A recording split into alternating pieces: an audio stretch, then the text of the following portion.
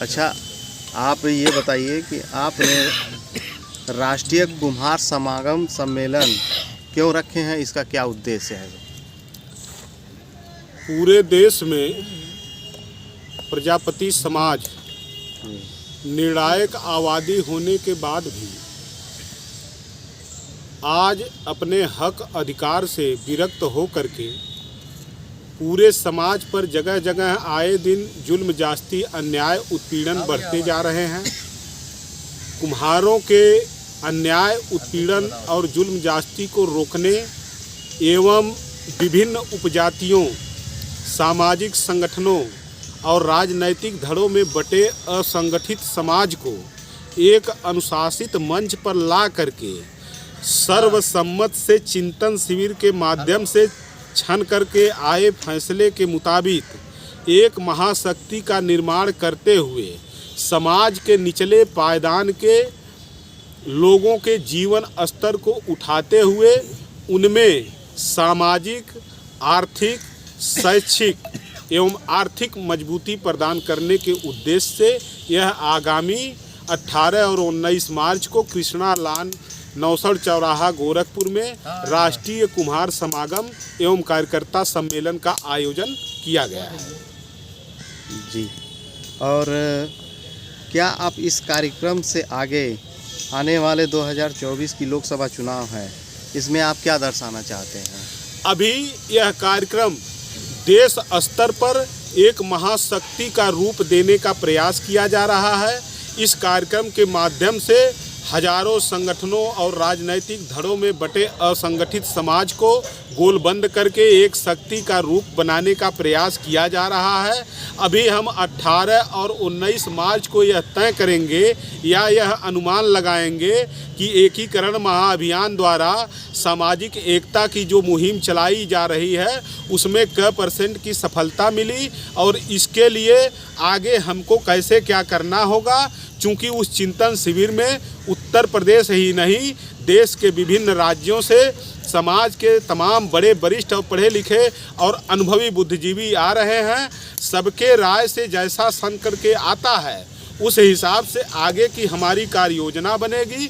रहा सवाल 2024 के लोकसभा चुनाव का, तो यदि समाज के सभी प्रहरियों की और समाज के सभी बुद्धिजीवियों या संगठनों या राजनैतिक धड़ों की यह मंशा है कि लोकसभा में हमारा भी प्रतिनिधित्व होना चाहिए, तो निश्चित तौर पर समाज के राय से हम इस पर विचार करते हुए आगे की कार्य योजना प्रस्तुत करेंगे।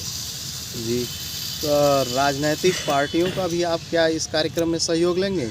इसमें किसी भी राजनीतिक पार्टी से इस कार्यक्रम का कोई लेना देना नहीं है, न ही यह कार्यक्रम किसी राजनीतिक पार्टी के इशारे पर करवाया जा रहा है, न ही इस कार्यक्रम के पीछे किसी राजनीतिक पार्टी के अर्थ और उद्देश्य का कोई मतलब रहेगा। हाँ, इतना है कि हमारे कुम्हार समाज में चाहे कोई किसी राजनीतिक पार्टी से जुड़ा है या कोई अपना निजी राजनीतिक दल बना लिया है, उन सारे लोगों को इसमें बुलाया जरूर जा रहा है समागम के उद्देश्य से। बकिया इस कार्यक्रम से किसी भी राजनीतिक पार्टी का दूर दूर तक कोई लेना देना नहीं है।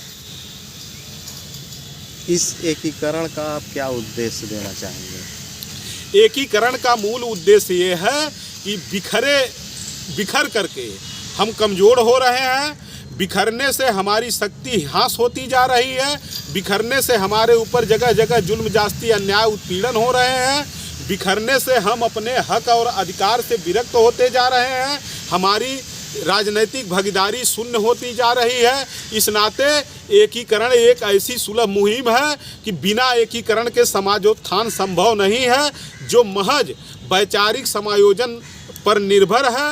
आपको आभास होगा कि जब हमारा भारत देश बहुत पहले जीर्ण शीर्ण शक्तियों के इशारे पर उनके कूटनीतिक रवैये और षड्यंत्रों के आधार पर पूरा देश अलग थलग टुकड़ों में बंट गया था, उस समय हमारे महापुरुष सरदार वल्लभ भाई पटेल ने पूरे देश में एकीकरण की मुहिम चलाया था और उस मुहिम के बाद पूरे देश में ये नारा चला कि हम अनेकता में हमारी एकता है और पूरा देश एक है। उसी एकीकरण मुहिम को साधने के उद्देश्य से, चूंकि सरदार वल्लभ भाई पटेल के मरणोपरांत एकीकरण की जो मुहिम उनकी थी वह कागजी फॉर्मेलिटी बन करके रह गई। अब अनिल प्रजापति के नेतृत्व में कुम्हार वंश एकीकरण मुहिम को और सरदार वल्लभ भाई पटेल के सपने को साकार करने के लिए इस मुहिम पर अग्रसर है। यही मेरा जवाब है। जी ठीक है, धन्यवाद आपको। कुछ पूछ लीजिए ना, थोड़ा सा बोल दीजिए कि हाँ भैया, आप इस आज के मीटिंग को लेकर के क्या कहना चाहेंगे? कहना यही चाहते हैं कि सब लोग इकट्ठा हों और एक झंडे के नीचे इकट्ठा होकर के और सबके में सहयोग करें। उसे बढ़ाते जाइए, उसे बढ़ाते जाइए ना उसी में। आज़ादी के बाद से बहुत खुशी की बात है कि प्रजापति समाज पूरे भारत का मिलकर एकजुट होने जा रहा है।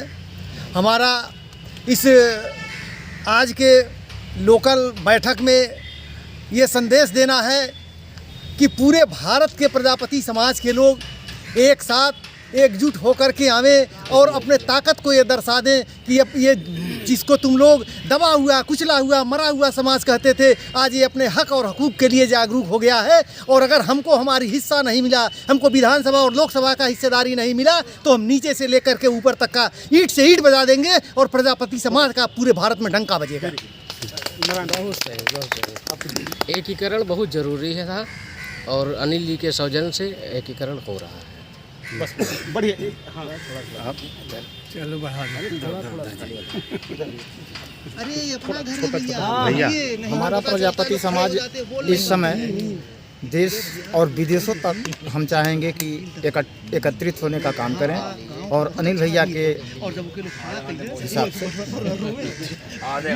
जो हमारा समाज प्रजापति समाज बिखरा हुआ है, अब एक जगह इकट्ठा होके हम इसको संगठित करें, उसका उत्थान करें और उसका प्रोग्रेस करें, हम उसको बढ़ावा दें, जिससे हम लोग का समाज में एक अच्छी छवि बन सके। उसका अरविंद कर लीजिए। कुछ तो दो लाइन बोलो, जो भी है ना, क्या बोले, जो भी समर्थन बोलो। हम भैया के साथ हैं और प्रजापति एकीकरण महाअभियान जरूरी है। ये राम किशोर, और दो लाइन तुम भी बोलो दूसरा। सतीश भैया बोलिए। आप इस आज के मीटिंग में जो आपने आपको क्या मीटिंग को लेकर अच्छा लगा हमें। इस चुनाव बढ़ने के लिए हमें ताकत और वैसे लेकर चलना चाहते हैं कि हमारी ये कुमार पार्टी मसा चलता चाहिए। बहुत अच्छा देखिए तो बहुत काम चलेगा। हाँ राम भैया, आज के इस कार्यक्रम में जो समागम होने जा रहा है उस पर आप क्या कहेंगे? इस कार्यक्रम को समागम में लोकल बॉडी को मजबूत करने के एक जुनून देने के लिए ये बैठक हुई है, जो घर घर जा कर के कुम्हार जात को मजबूत करने, जगाने का काम करेंगे। यही मजबूत बॉडी आगे चल कर के उभरेगी। जी धन्यवाद, आपने बहुत अच्छा बोला।